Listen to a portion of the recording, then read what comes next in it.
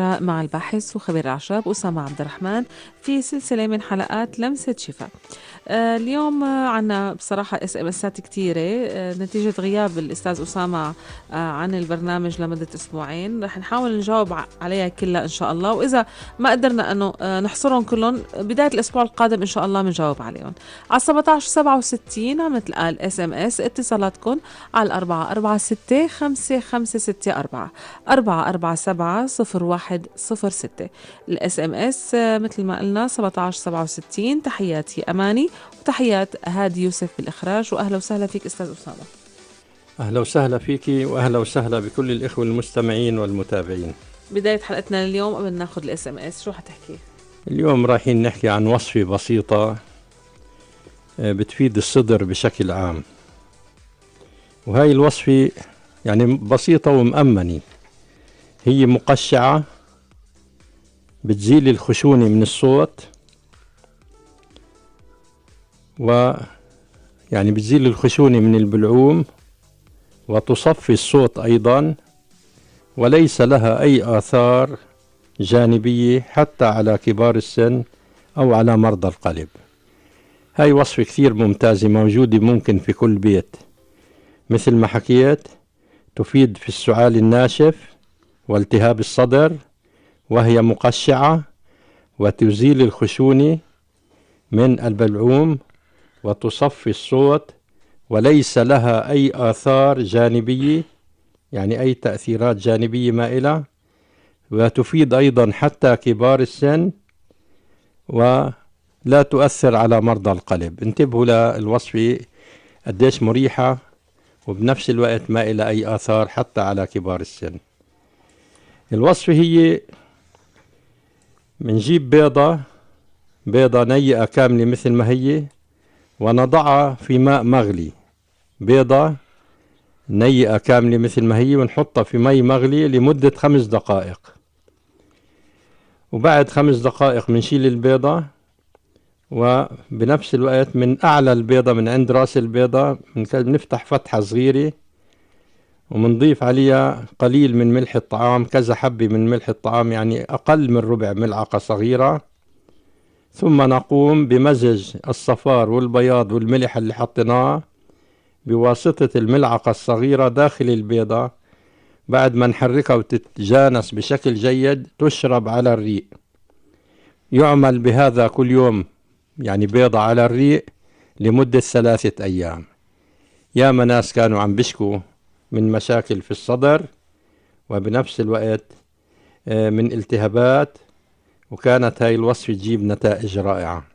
إذن بعيدة لأهمية هاي الوصفة، وصفة تفيد بإذن الله من السعال الجاف والتهاب الصدر، وهي مقشعة وتزيل الخشونة من الصوت من البلعوم وتصفي الصوت، وليس لها أي تأثيرات جانبية حتى على كبار السن أو على مرضى القلب. الوصفة هي منجيب بيضة ونضع البيضة في ماء مغلي، نتركها 5 دقائق، ثم بعد ذلك منشيل البيضة ومنكسرها من راسها من فوق، يعني منفتح فتحة صغيرة من راس البيضة، ثم نضيف قليل من ملح الطعام، يعني أقل من ربع ملعقة صغيرة، ثم نقوم بمزج الصفار والبياض مع الملح، وثم تشرب على الريق كل يوم مرة واحدة لمدة 3 أيام. هاي الوصفة مثل ما قلنا منعيد للمرة الثانية، تفيد في السعال الناشف أو الجاف والتهاب الصدر، وهي مقشعة وتزيل الخشونة من البلعوم وتصفي الصوت، وليس لها أي تأثيرات جانبية حتى على كبار السن ومرضى القلب. نبدأ بالاس ام اس على 1767. السؤال اللي بيقول علاج العشاء الليلي لشاب عمره 24 سنة. حكينا العشاء الليلي أو التهاب شبكية صباغي. منجيب كبد ماعز ومنقسمه بالنص ومنشرحه بالنص، ثم نضعه على جمر من نار بصير يطلع منه زبد. هذا الزبد براس الميل منقيمه منحطه في كاسة صغيرة، ناخد قسم يعني ومنضيف عليه قليل من الفلفل الأسود الناعم المطحون بشكل جيد. كل يوم مساء يتم الاكتحال قبل النوم، وبنفس الوقت يدهن من الزبدة البقرية الجبين من الصدغ للصدغ، تدهن، ويلف الراس بشاش، يعني محل ما هي بنلفها بشاش، وكل يوم مرة واحدة. بجوز من أول مرة يقوم الصباح بإذن الله يتم شفاؤه من العشاء الليلي أو التهاب الشبكية الصباغي. كمان سؤال على 1767، ما هو علاج القشرة الشديد؟ قشرة فروة الراس يبدو هيك. مشان القشرة الموجودة على فروة الراس، زيت الذرة الصفراء المازولا وصفة من الوصفات هاي. كل يوم المساء تدهن فروة الراس من زيت المازولا الذرة الصفراء، وتفرك برؤوس الأصابع لمدة 3 دقائق، ثم منجيب فوطة قطعة شاش منحطها بالمي السخنة وبنعملها كمادة على فروة الراس، وتترك حتى تصير، يعني بنحطها على فروة الراس بتكون محتملة، وبعد شي ربع ساعة منشيلها وتغسل فروة الراس بعدها بالماء الساخن والصابون. كل يوم يعمل بهذا لمدة 5 أيام. التهاب جلد ذو منشأ معوي نقص زنك، يأخذ سلفات الزنك بشكل دوائي منذ الطفولة لعمر 24 سنة. ما أنا حكيت الأسبوع اللي فات عنها. هي يعني أحيانا مصنع الدم، يعني نقل العظام، ما بصير ينتج عنصر الزنك في الدم، فبصير بعض الأمراض الجلدية، وبنفس الوقت هاي أكثر ما تحصل في زواج الأقارب. هاي إلى علاج. حكينا زهورات البرد، هاي من الطفولة لازم تحصل. زهورات البرد المكونة من 150 غرام بابونج، زهر البابونج، 100 غرام من الزعتر البري، 100 غرام من الشمرة، 100 غرام من إكليل الجبل، 50 غرام من اليانسون، 50 غرام من شقائق النعمان، 50 غرام من الزوفة. بنخلطوا مع بعض، طبعا بنقصص الزوفة ونخلطن مع البقية، وهاي بتصير تنخلط بشكل جيد مع بعض وتصنع زي الشاي، كأنه عم نسوي شاي، وتشرب في أي وقت كان، يعني معدل 3 إلى 4 كاسات في أوقات متفاوتة يوميا، وإما تحلى بالسكر وإما تحلى بالعسل أو ما تحلى، كله بصير. المهم يشرب من هذا المستحلب اللي يصنع كالشاي، ويشرب منه كاس الصبح، كاس الظهر، كاس العصر، كاس المساء، 4 كاسات معدل يوميا، سواء تحلت بالسكر أو بالعسل بصير، أو ما تتحلى بصير. كل يوم يعمل بهذا لمدة 5 أيام. بتجيب هاي، بتكون الجرعة الدوائية بتجيب نتيجة بعد 5 أيام. طبعا النتائج بتظهر مع الأيام. هاي الوصفة تفيد في الأمراض التنفسية، وتفيد في الأمراض الهضمية، وتفيد في الأمراض البولية، وبنفس الوقت مقوي للجهاز المناعي. طبعا الجهاز المناعي هو الكبد، الكلاوي، نقل العظام، الغدد. فنقل العظام بصير بعد فترة بإذن الله مع الدم بصير موجود الزنك، يصنع بالطب العصري، بيعطوه زنك المريض طول ما هو طيب، بدهم يعطوه زنك، ما بعرف حبات زنك انه بعطيه طول ما هو طيب، وبتكون حياته مهددة في الخطر إذا ما أخذ دواء الزنك اللي هو من الطب العصري. أما هاي الوصفة اللي حكيتها بصير نقل عظام، يعني مصنع الدم يصنع الزنك مع الدم، وبالتالي كثير من الأمراض الجلدية بتروح، وبإذن الله يتم. بعديها ياخذ وصفة مقوي الدم، التين والتمر والزبيب والعناب. كمان SMS، علاج الثعلبة بالرأس لطفلة عمرها 12 سنة. الثعلبة بالرأس ممكن خلي التفاح يفيد في علاج الثعلبة. إذا ما دهن 6 مرات يوميا من خل التفاح تتم الفائدة بالنسبة لمريض الثعلبة لمدة حوالي شيء 10 أيام تقريبا. إذا كل يوم يدهن من خل التفاح 6 مرات في أوقات متفاوتة، أول مرة عند الاستيقاظ من النوم، وآخر مرة قبل النوم. مريض الثعلبة إذا أكل كل يوم 4 حبات فجل لمدة 4 شهور كمان بتجيب نتائج مذهلة في علاج الثعلبة. في وصفات تانية زي حمض الازوت او روح الخل ما بحب استعمالاتها لانه لازم التعامل معها بحذر.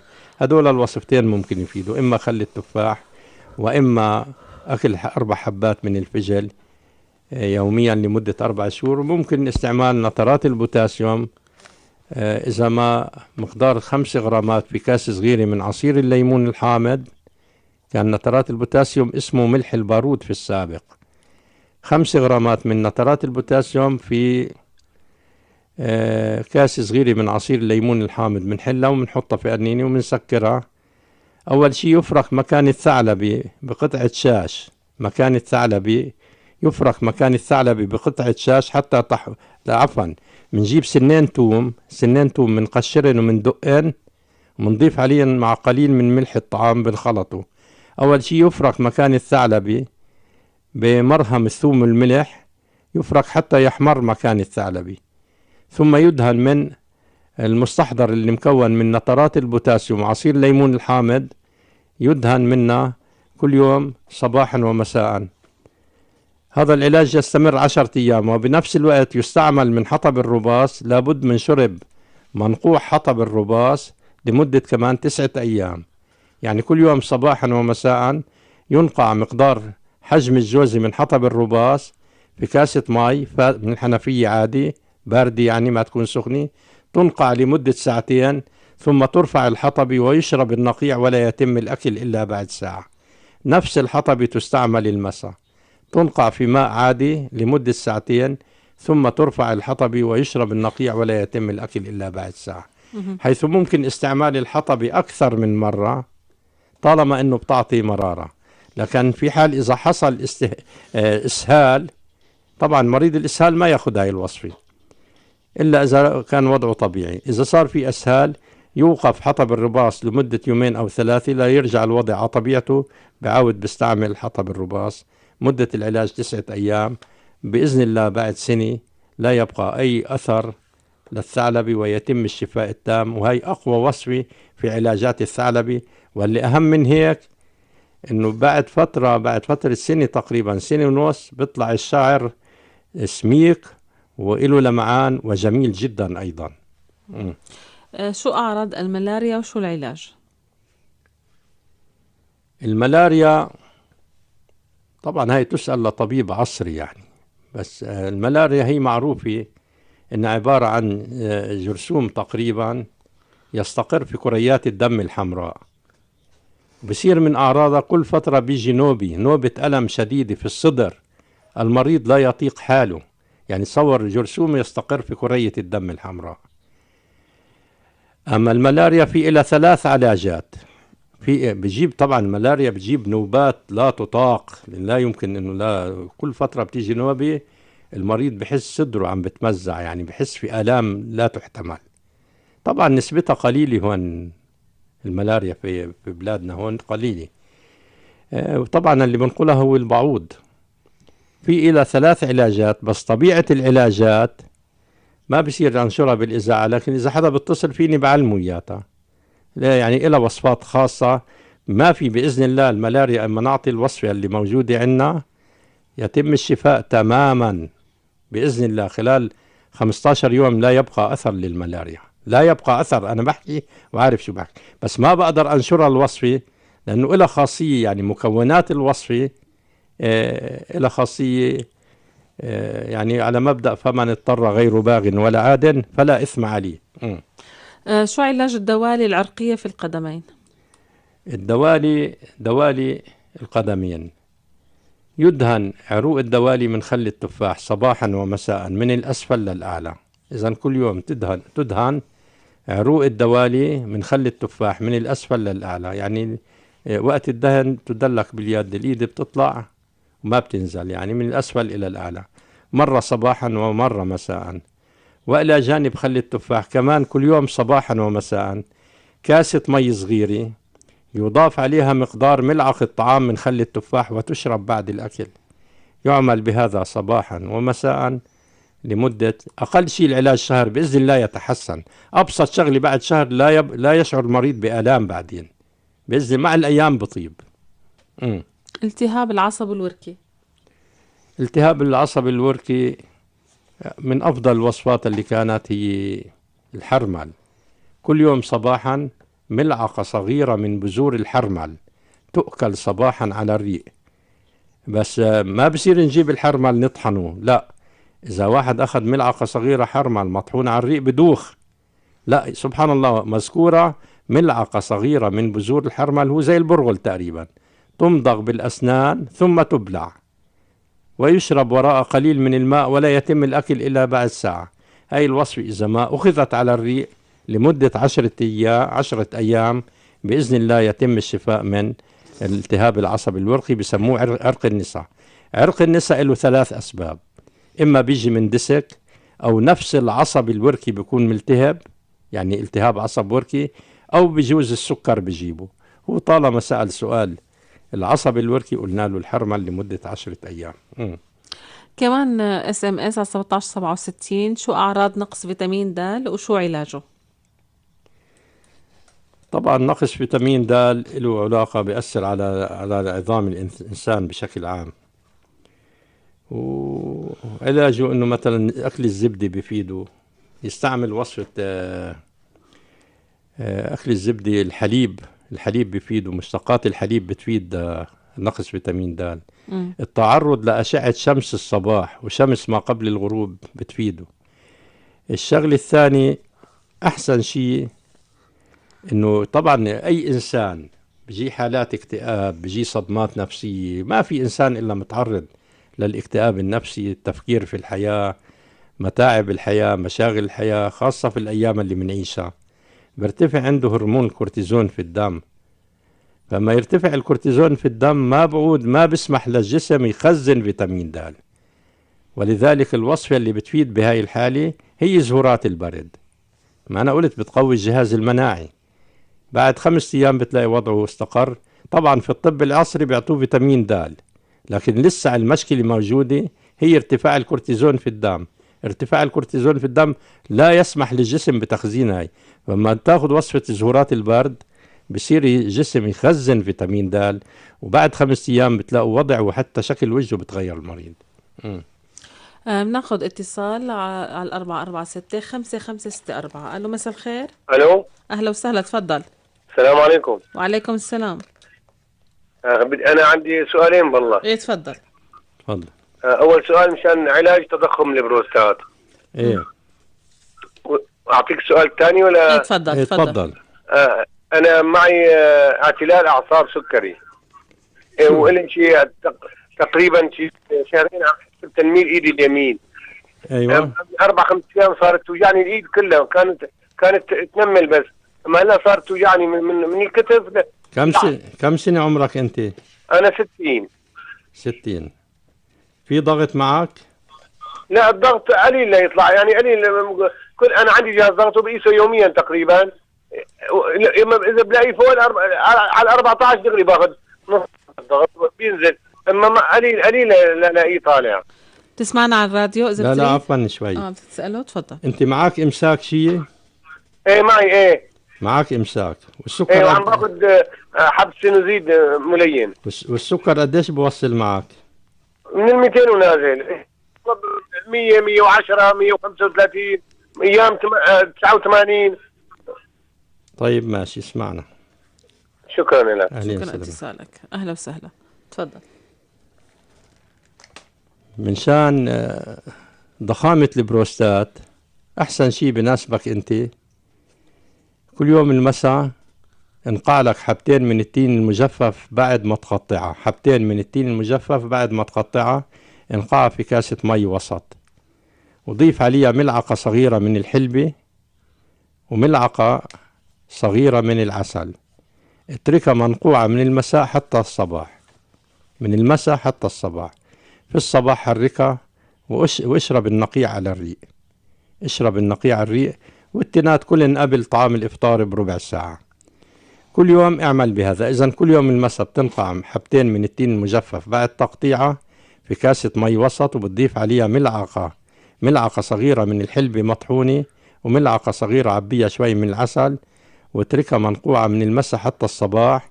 وفي الصباح بتشرب النقيع على الريق. أول شي حركها، بعدين اشرب النقيع على الريق، والتينات ما تاكلن إلا قبل طعام الإفطار بربع ساعة. هاي الوصفة بتفيدك في تليين المعدة، وبنفس الوقت من أجمل الوصفات في علاج ضخامة البروستات، وبتفيدك حتى الحلبة كمان من خافضات السكر، بتفيدك في مرضك اللي هو اعتلال السكر يلي معك. كمان SMS بدنا وصفة القولون العصبي اللي فيها زهرة الخزامة والمليسة. ماشي، فخلينا نكمل حديثنا. تفضل. فإذا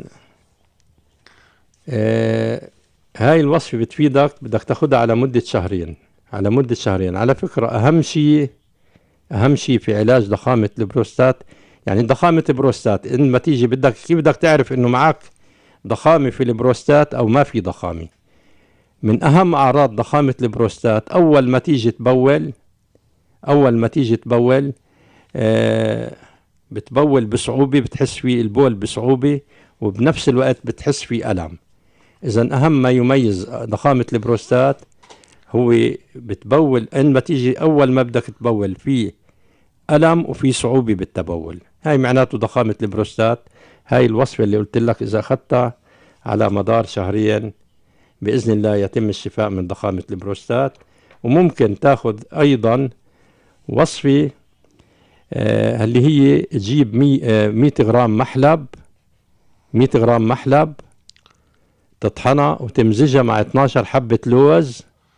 100 غرام محلب، هي بتعالج السكر وبتعالج الآلام العصبية اللي بيجيبها السكر.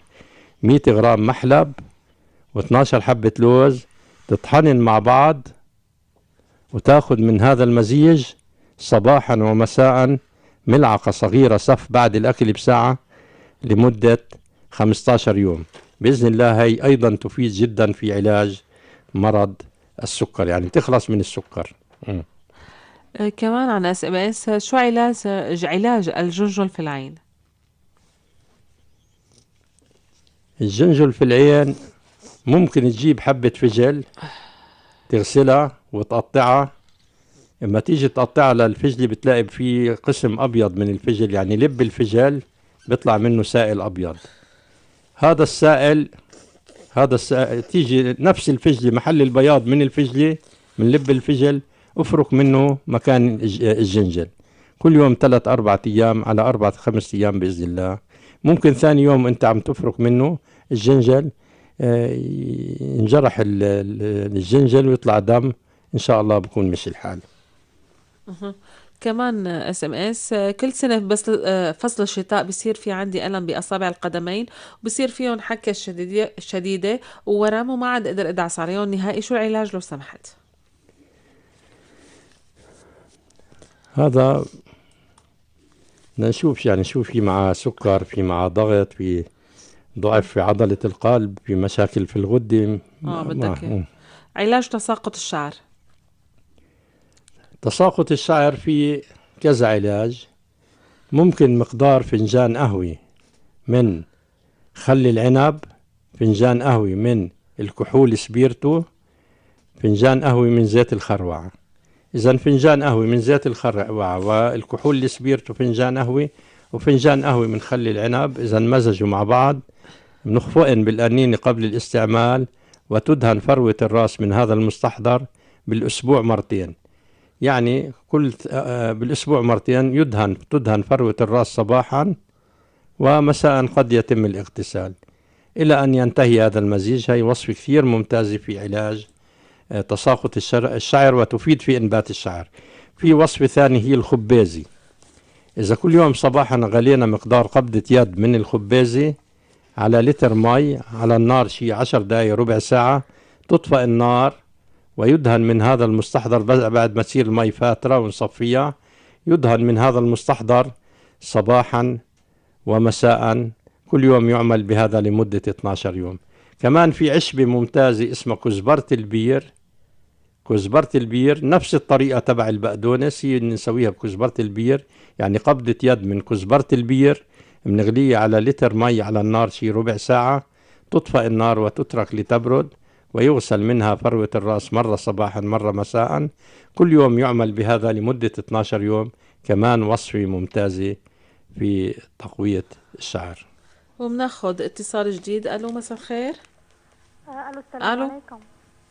الو، الو، يعطيكم العافيه. الله يعافيك. هلا أهلا تفضلي. مرحبا. كيفك دكتور؟ الحمد لله، الله يسلمك، أهلا وسهلا. دكتور لو سمحت، انا اخي معه مرض جلدي اسمه ستارجويت.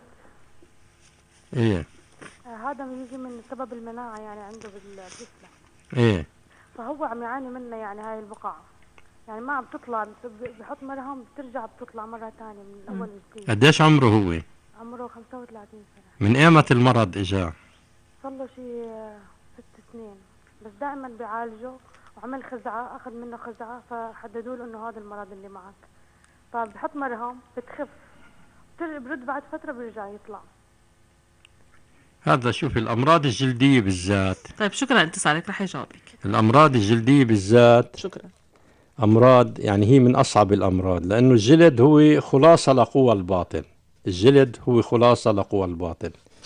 احيانا الامراض الجلديه خاصه مثلا الصدفيه، مثل الاكزيما، مثل هالامراض هاي كلها قد يكون فقدان مناعه، قد يكون في خلل في عمليه التمثيل الغذائي، قد يكون في فقر دم، نقص في فيتامين بي 12 أو نقص فيتامين د، قد يكون هذا المرض ناتج عن صدمة نفسية، قد يكون هذا المرض فيه استعداد وراثي. فإحنا بدنا نعرف شو أي سبب، من نسأل أسئلة كثيرة حتى نعطي الدواء. ليش؟ لأنه الأمراض الجلدية هي خلاصة للقوى الباطنية الداخلية. وكثير من الأمراض الجلدية من الماضي محاولات كثيرة في علاجات الأمراض الجلدية زي الصدفية زي البهاق، كثير منها كانت باءت بالفشل.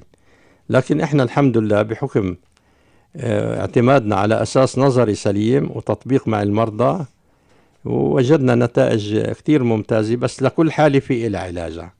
آمل إنه نشوف المريض وإن شاء الله نعطيه دواء، ويتم اتصالكم المراجعة عن طريق الإذاعة. كمان SMS بدنا علاج لتسويس الأسنان غير البن. غير إيش؟ البن كاتبة، ما بعرف إذا مزبوطة الكتابة ولا لا. في بالنسبة لتسوس الأسنان خلص أنا بقناعتي إنه هاي لابد من طبيب أسنان، هاي الأمور مراجعة طبيب أسنان. نرجع على SMS. مساء الخير دكتور، بدي وصفة للديدان للكبار ولنمو الشعر غير وصفة الفول. للديدان للكبار؟ الكبار ايه.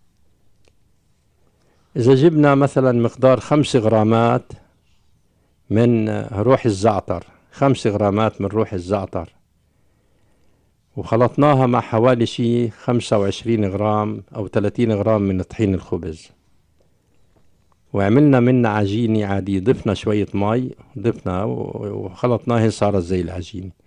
إذا ما أخذ منا كل يوم 3 مرات حجم حبة الحمص صبح وظهر ومساء لينتهي المزيج، هاي من أقوى علاجات الديدان. أما بالنسبة للأطفال بس ياخد حبة واحدة باليوم.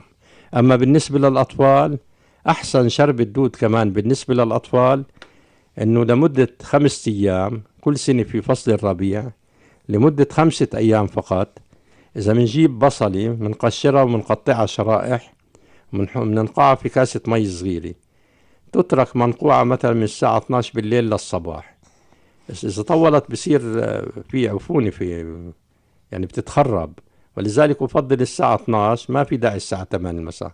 من الساعة 12 بالليل للصباح شرائح بصل صغيرة تنقع في كاسة مي من المساء حتى الصباح. الصباح بنشيل شرائح البصلة ويحلى النقيع في العسل وتشرب على الريق صباحا. كل يوم يعمل بهذا لمدة 5 أيام. ما في أروع منا وصفي في علاج الديدان عند الأطفال. يعني حتى كثير من أخذوها وراجعوا دكاترة وكانوا عارفين هذا الشيء موجود في الأطفال عم بتعالجوا عندن، اتفاجئوا إنه كيف النتائج مذهلة. ما في هاي الشربة للأطفال بتعالج كل أنواع الديدان. الديدان أكثر من 50 نوع في إلها، الديدان أكثر من 50 نوع. نقيع شرائح بصل صغيرة في كاسة مي من المساء حتى الصباح. في الصباح ترفع الشرائح وتحلى بالعسل وبشربها الطفل على الريق. إذا ما عمل كل يوم بهذا لمدة 5 أيام نتائج تعالج كل أنواع الديدان عند الأطفال. كمان SMS أخذت إبرة ديكلون من 3 أشهر، أعاني ألم في موضع ضرب الإبرة، العمر 24 سنة.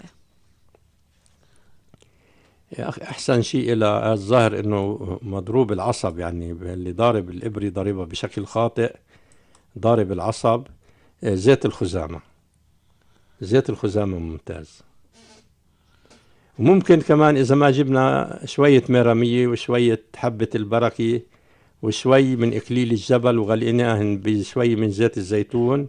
شوف، الميرامية، حبة البركة، إكليل الجبل، إذا منه كل شوي من كل نوع وغليناها بشوي من زيت الزيتون، بس غلط تطفئ النار وتترك من المساء حتى الصباح، بعدين تتصفى ويدهن منها صباح ومساء. هاي كتير كويسة للآلام العصبية.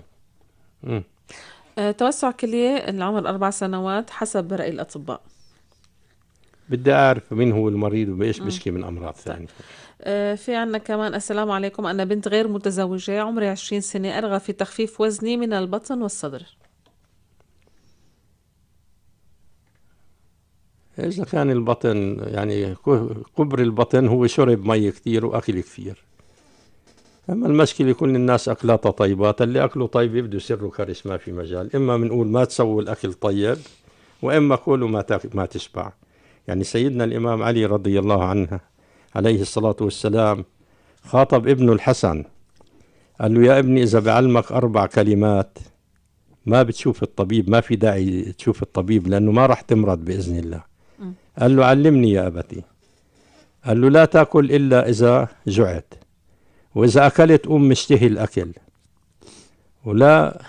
وعندما تمضغ الأكل، يعني عندما تأكل امضغ الطعام بشكل جيد.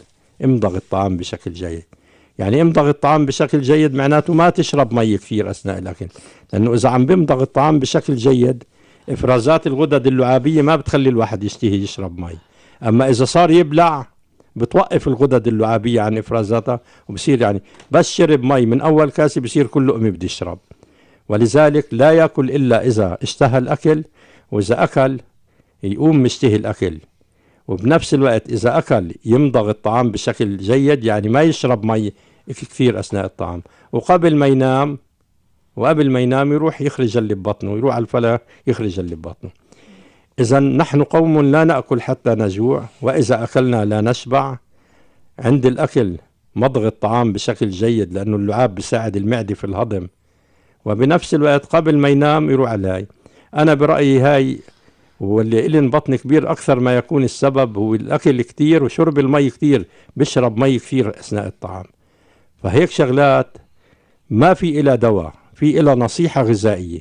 النصيحة الغذائية: نحن قوم لا نأكل حتى نجوع، وإذا أكلنا لا نشبع. وبنفس الوقت عندما نأكل ما نمضغ الطعام بشكل جيد وما نشرب مي كثير، ويعود نفسه، يبرمج جسمه على أنه كل يوم المساء قبل ما ينام يروح على الفلا يخلي اللي ببطنه. كمان في عنا SMS كمان طالبة دواء للتنحيف. أنا حكيت قبل شوي إنه التنحيف هو نصيحة غذائية. التنحيف هو نصيحة غذائية. مثلا كيف يعني نصيحة غذائية؟ أول شيء الابتعاد عن الأكلات المصنعة، الابتعاد عن الأكلات المصنعة والاعتماد على الأكلات الطبيعية. الأكلات المصنعة زي المرتديلا، زي الهمبرجر، الحلويات، هاي كلها مطبوخة بالسمن النباتي. السمن النباتي له علاقة كبيرة في التسمين. السمن النباتي يعني بدل السمن النباتي يستعمل إما السمن البقري أو الزيت في الطبخ. بنفس الوقت بالنسبة للنساء حبوب منع الحمل، حبوب منع الحمل نتائجها ما هي عادية، إلها علاقة في التسمين، بتسوي خلل هرموني. وبنفس الوقت إذا ما أخذت المرأة حبوب منع الحمل بعد فترة، إذا حملت غالبا ما يجي الولد تبعها سمين وعنده خلل هرموني. بيجي الولد سمين بشكل وعنده خلل هرموني، يعني بيجي حتى المولود بيجي كمان مريض بالسمني. يعني إذن الامتناع عن حبوب منع الحمل كمان شغلة مهمة. الشغلة الثالثة: عندما نتناول الخبز يجب أن يكون أو ينبغي أن يكون الخبز مع خالة القمح، الخبز الأسمر. شغلة رابعة: ما ملأ آدمي وعاء شرا من البطن حسب ابن آدم لقيمات يقن صلبه. يعني ما في أسوأ من شغلي إنه اللي بياكل كثير، بضع لقيمات، يعني قدروا بضع لقيمات يعني حوالي 10 لقم، يعني أقل من نص رغيف خبز. وأنا حكيت قبل مرة، اللي بياكل 10 لقم أو بضع لقيمات واللي بياكل طنجرة كبيرة، التنين بقوموا جوعانين. لكن اللي أكل قليل بعد نص ساعة بشبع، لأنه انهضم. المادة الصفراوية اللي بفرزها الكبد مخصصة لكمية بسيطة من الأكل، بنهضم الأكل. واللي بجوع في الإنسان هو دمه مش معدته، وذلك بعد نص ساعة بنهضم الطعام، بكون الدم أخذ حصته. أما اللي أكل كثير ما بنهضم الطعام، بتم يحس بجوع وبتم يأكل. إذن ما ملأ آدمي وعاء شرا من البطن، حسب ابن آدم لقيمات يقن صلبه. أنا لسه عم بحكي بالنصيحة الغذائية، وقول الرسول صلى الله عليه وسلم: الثلث للطعام والثلث للماء والثلث للهواء. الثلث للطعام والثلث للماء والثلث للهواء. وأضاف كمان قال: نحن قوم لا نأكل حتى نجوع، وإذا أكلنا لا نشبع. وبنفس الوقت يتناول الإنسان إذا كان في فاكهة متوفرة يتناولها قبل الأكل، ما يتناولها بعد الأكل، لأنه بعد الأكل بيسوي تخمرات. وقلنا الخبز اللي فيه نخالي، خالة القمح على فكرة فيها أكثر من 50 مادة فعالة، بما فيها عنصر الفسفور المغذي للجملة العصبية. بنفس الوقت إذا بده هاي في الشاي الأخضر بصد الشهية عن الطعام. هاي طريقة ثانية. إذا الطريقة الأولى، خلينا بالطريقة النصيحة الغذائية الأولى. وكمان بنفس الوقت إما اللي بده ينحف حاله المساء، إما يتعشى باكرا، يتعشى بكير ويمشي له نص ساعة. هذا أفضل تنحيف إيجابي، يعني بتنحف الجسم أقل شيء بالشهر 5 كيلو بدون آثار جانبية. في طريقة تانية صد الشهية. إذا الأولى نصيحة غذائية، والطريقة الثانية صد الشهية عن الطعام. الشاي الأخضر، ظرفين من الشاي الأخضر إذا نحطه على كاسة مي مغلية وشرب هذا المستحضر قبل الوجبة الأساسية بنص ساعة، بتصد الشهية عن الطعام. إذا الشاي الأخضر بصد الشهية عن الطعام. هلأ الشغلة الثالثة في التنحيف هو العلاجات، في خلطات مساعدة. إذا التنحيف نصيحة غذائية، الطريقة الثانية صد الشهية عن الطعام، الشغلة الثالثة اللي هي هلأ بحكي في خلطات مساعدة. أجمل الخلطات المساعدة في التنحيف هاي بحكي هلأ وصفتين أو 3. كل يوم صباحا يغلى برتقالي كبيرة مع 3 ليمونات. كل يوم صباحا بنجيب برتقالي كبيرة و3 ليمونات، بنقسم كل واحدة منن 4 أقسام مع 20، يعني 4 أقسام. إذا كل يوم صباحا يغلى برتقالي كبيرة مع 3 ليمونات على كاستين مي كبار على النار لمدة 10 دقائق.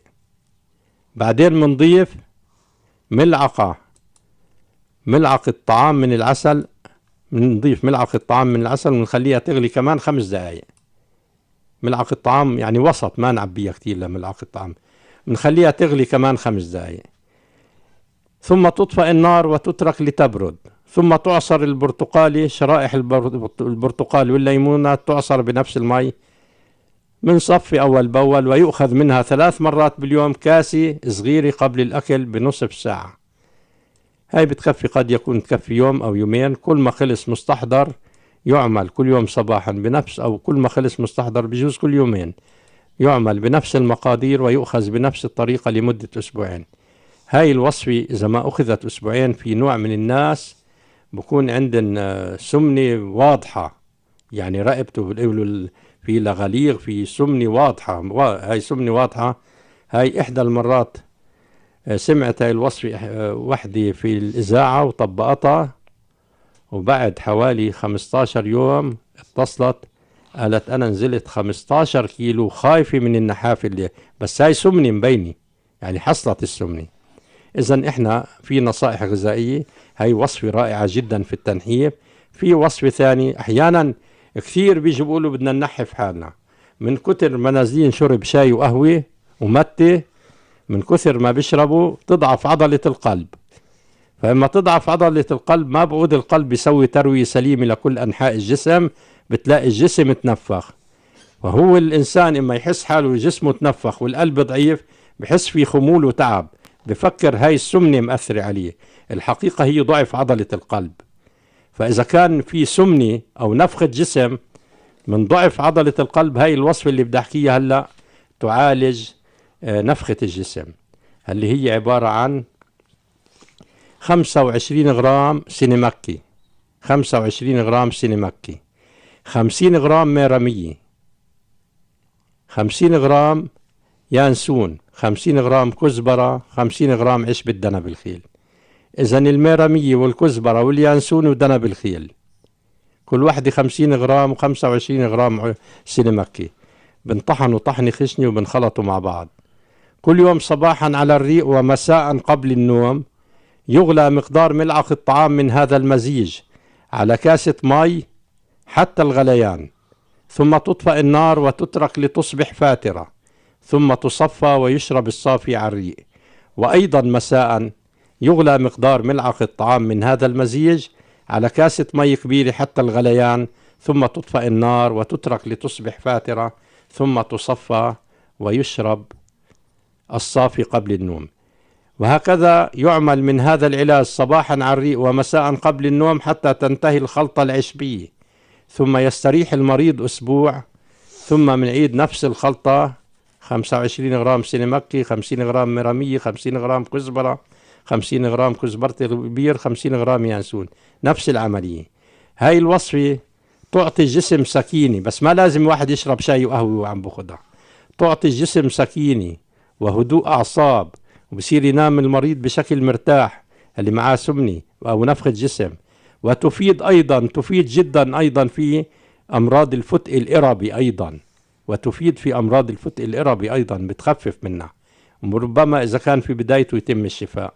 هاي الوصفة رائعة جدا، لأنه أمراض الفتق الإربي بيجي أحيانا نوبات قلب، بيجي أحيانا مغص شديد، بيجي أحيانا مغص لا يطاق، وبتلاقي المريض بيعرق بالفتق اللي صايبه فتق إربي، وفي ناس بالفتق الإربي بروحوا. هاي الوصفة بتفيد جدا في علاجات الفتق الإربي، علما أنه بالأخير إذا ما استفاد منها هاي الوصفة ما إله إلا العمل الجراحي، لأنه عمليتها الجراحية بسيطة، عم بتجيب أيضا نتائج ممتازة. بس هاي الوصفة تفيد جدا في أمراض الفتق الإربي، يعني ما بتجيب حالات، يعني مريض الفتق الإربي مرات بيجي حالات، مرات بروح بالفتق الإربي إذا استهان فيه، وبيجي مغص شديد. إيه تفضل. وبناخد اتصال. ألو مساء الخير. ألو ألو إذاعة القدس. تفضلي بس تعالي صوتك إذا بتريدي. تفضلي تفضلي. الصوت كتير بعيد، سامعينك. تفضلي. الو. أيوة تفضلي. السلام عليكم دكتور. عليكم السلام، يا هلا. انا امي الوعاء المأمول اللي مضت اللي قبلها كان معها جلطه دماغيه. إيه. وقفت لها الحركه ايدها اليمين ورجلها اليمين، وكمان الحكي ما عم تحكي ابدا، وبلع ما عم تقدر تبلع.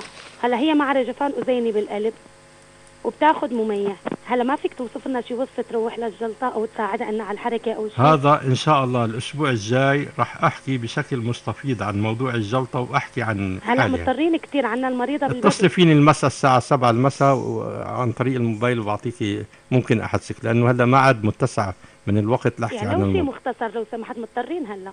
شوفي، أهم شيء في الجلطة الدماغية أو الجلطة القلبية الحمية عن الدخان. هلا بدنا شيء انه ترجع حركتها ويرجع حكيها. اختي ما بهالبساطة، أنا إذا اتصلت فيني المساء أو الأسبوع الجاي بحكي بشكل مستفيض. ماشي؟ ايه فيك تتصلي على الرقم نفسه إذاعة القدس وبيعطوكي رقم الجوال. أهلين سلامتك. معنا اتصال. ألو مساء الخير. ألو ألو ألو أنت معنا على الهواء، تفضل. ألو.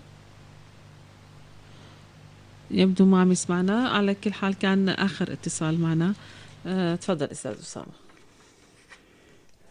إن شاء الله أنا بقول الأسبوع الجاي رح أتحدث عن موضوع الجلطة لأهميته الدماغية والقلبية، ونحكي الكلام إنه كيف انه بعد ما طبعا الجلطة الدماغية، لما تيجي الجلطة الدماغية نتيجة ارتفاع ضغط الدم والشحوم الثلاثية مرتفعة، كيف بيجي احيانا جلطة دماغية، وكيف عند انسداد الشرايين الإكليلية بيجي احتشاء عضلة القلب. ان شاء الله الاسبوع الجاي راح اتحدث بشكل مستفيض عن هذا الموضوع، يعني مع الايام، لانه احيانا بيجي نزف دماغي بجيب اعراض الجلطة الدماغية. الجلطة راح اتحدث بشكل مستفيض، وإن شاء الله بس الناس تسمع الوصفة وتسجلها وتطبقها، ما بعود بعد الجلطة الدماغية تلاقي الواحد عم بمشي في حالات واضح إنه في شلل، بيرجع لوضعه الطبيعي بإذن الله إن شاء الله الأسبوع الجاي. بس يعني بصراحة بحكيها حتى تكتمل كل المعلومات عندي، بس ماني متذكر في فقرة أخيرة بدي أراجع وصار عندي ظروف. أنا الأسبوع الجاي رح أحكيها بشكل مستفيض، لأنه أنا شخصيا بحترم الناس اللي بتسمع لي، وبحب إما يسمعوا الوصفة يطبقوها وتكون النتائج مذهلة إن شاء الله. الأسبوع الجاي إن شاء الله بدي أحكي عنها إن شاء الله. شكرا كتير لك الباحث وخبير الأعشاب أسامة عبد الرحمن. إن شاء الله بتجدد موعدنا معك يوم السبت القادم. وحابة نوه إنه كمان حلقة اليوم رح تنعاد يوم الجمعة الساعة 4. كل التحيات من هادي يوسف الإخراج ومني أماني، إلى اللقاء.